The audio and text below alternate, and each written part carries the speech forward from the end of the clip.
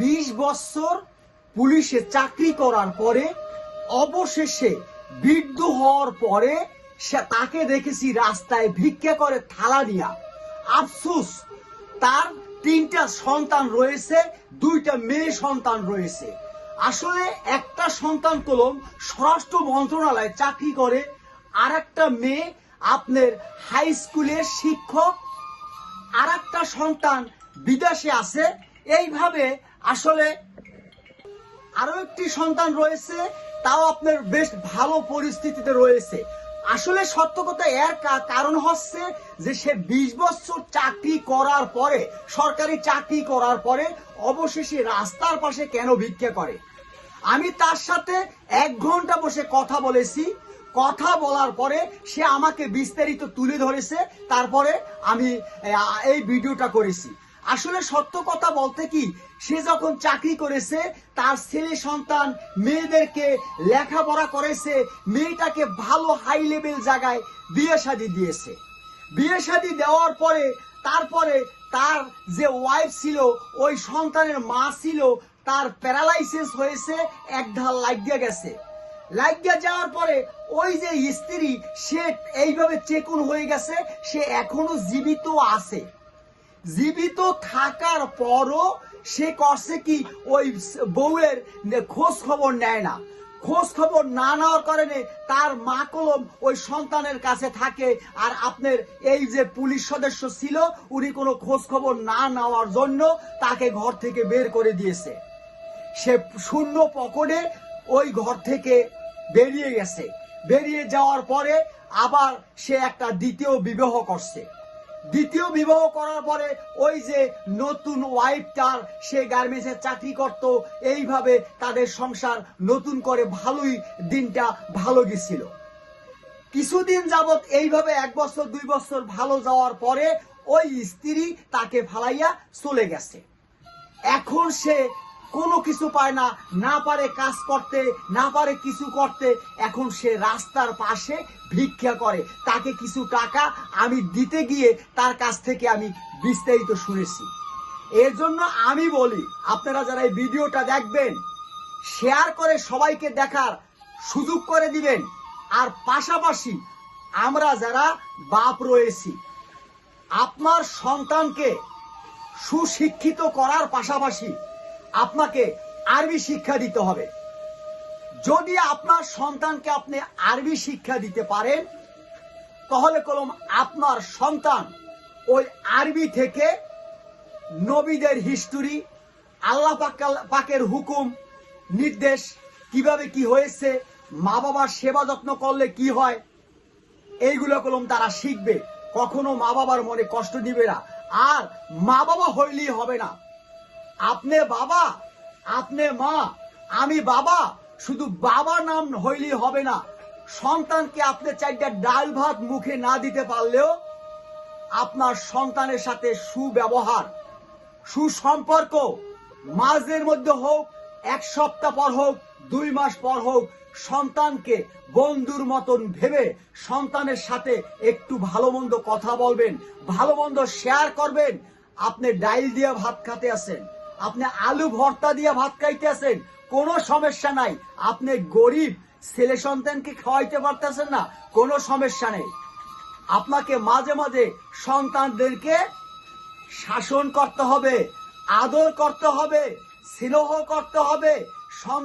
সন্তান যদি খারাপ পথে যায়, ওই খারাপ পথ থেকে ফিরিয়ে আনতে হবে। আপনি আজীবন সরকারি চাকরি করেছেন, সন্তানদেরকে ভার্সিটিতে পড়াইছেন, উচ্চ শিক্ষিত করেছেন, কিন্তু আপনি নিজেই কলম একটি মস্ত বড় ভুল করেছেন।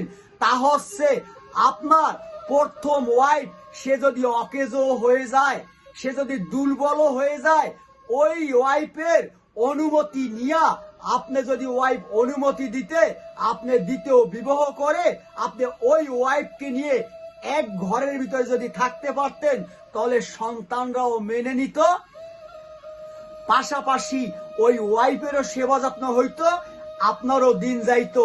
আর আজকে আপনার ছেলে সন্তান, আপনার মেয়েরা কোটি কোটি টাকার মালিক, আর আপনি হাতে থালা নিয়ে রাস্তায় ভিক্ষা করেন শুধুমাত্র আপনার নিজের ভুলের জন্য। মা বোনেরা, পায়ে হাত দিয়ে বলছি, আপনি সন্তান জন্ম দিয়েছেন, কিন্তু সন্তানের কলম কিছু দায়িত্ব রয়েছে, সন্তানের কিছু দায়িত্ব রয়েছে। আয়া কাজের বুয়া দিয়া আপনার সন্তানকে লালন পালন করতে আছেন, কিন্তু আপনি কলম উচ্চ শিক্ষিত, তাই না? ওই আয়া কাজের বুয়ার মতনই কলম আপনার সন্তানগুলো আস্তে আস্তে বড় হবে। আর আপনি চাকরি করতে আছেন, বেশ ভালো কথা, নিজের বুকের দুধ আপনি খাওয়াইতে আছেন না, তাই না? তাহলে সন্তান আপনার কিভাবে ভালো হবে একটু গভীরভাবে চিন্তা করে দেখুন। আসলে আমরা যে ভুল করি, আমাদের ভুলটা কলম অন্য মানুষ দেখে, কিন্তু নিজের ভুল যদি নিজে দেখি তাহলে কলম কখনো আমরা, মনে রাখবেন, হাতের 5টা আঙ্গুল যেমন সমান নয়, সব পুরুষ মহিলা এক নয়। এখনো পৃথিবীতে অনেক ভালো মা বোন রয়েছে, অনেক ভালো মা বোন রয়েছে।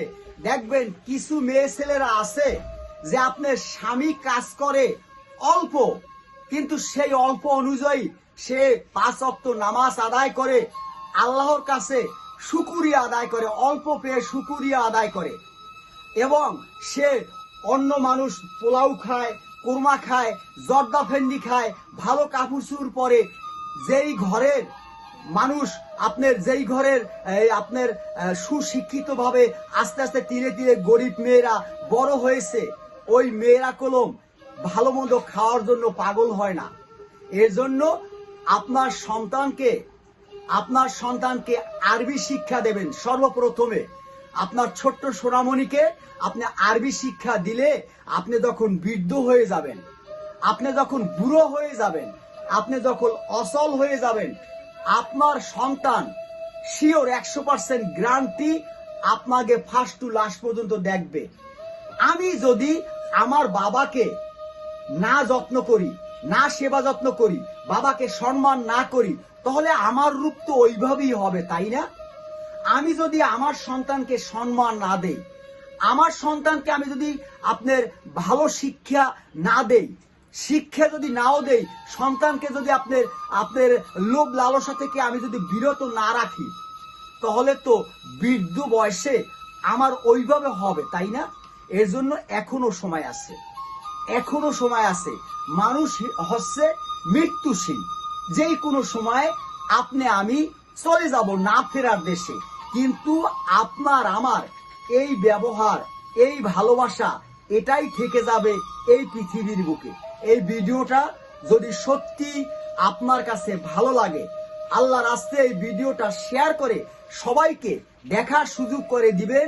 আর যারা ফেসবুকে দেখবেন, মনিরুজ্জামান সোহেল আমার নাম, অবশ্যই আমাকে ফলো দিয়ে পাশে থাকবেন। আর যারা আমার ইউটিউব চ্যানেলে দেখবেন, MS মনির 2, আল্লাহর রাস্তায় চ্যানেলটি সাবস্ক্রাইব করে দিয়ে পাশে থাকবেন।